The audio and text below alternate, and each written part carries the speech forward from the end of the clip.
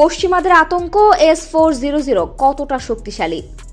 পশ্চিমা বিশ্ব, বিশেষ করে আমেরিকা যখন যুদ্ধবিমান প্রযুক্তি নিয়ে বিশ্বের শীর্ষ পর্যায়ে যাওয়ার পথে হাঁটছে, তখন রাশিয়া হাঁটছে একটু ভিন্ন পথে।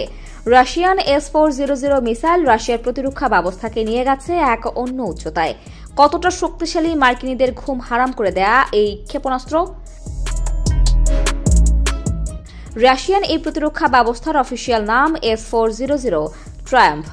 রুশ ভাষায় ট্রাম্প শব্দের অর্থ বিজয়।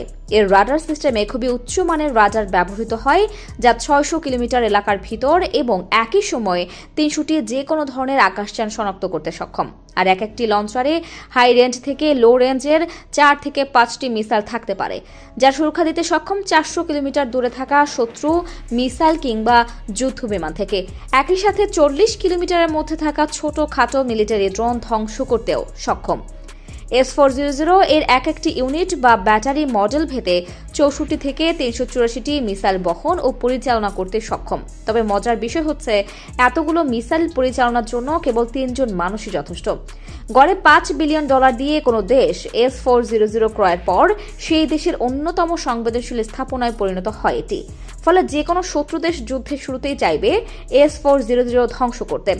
এই সমস্যার সমাধানে রাশিয়ান মিলিটারি তৈরি করেছে মরফিয়াস 42F6 নামের সম্পূর্ণ অটোমেটিক শর্ট রেঞ্জ মিসাইল, যা S-400 এর ইউনিটের সাথেই আসে। যেখানে S-400 স্থাপন করা হয়েছে, সেখানে অন্য কোনো মিসাইলের সংকেত পেলে কোনো ধরনের কমান্ড ছাড়াই অ্যান্টি মিসাইল লঞ্চ করতে সক্ষম এই অস্ত্র। অর্থাৎ যুদ্ধ বিমান থেকে শুরু করে টেনিস বল সাইজের কোনো গতিশীল ক্ষেপণাস্ত্র যে কোনো কিছুর আঘাতই আসুক না কেন, S-400 এর চোখ এড়ানো সম্ভব নয়।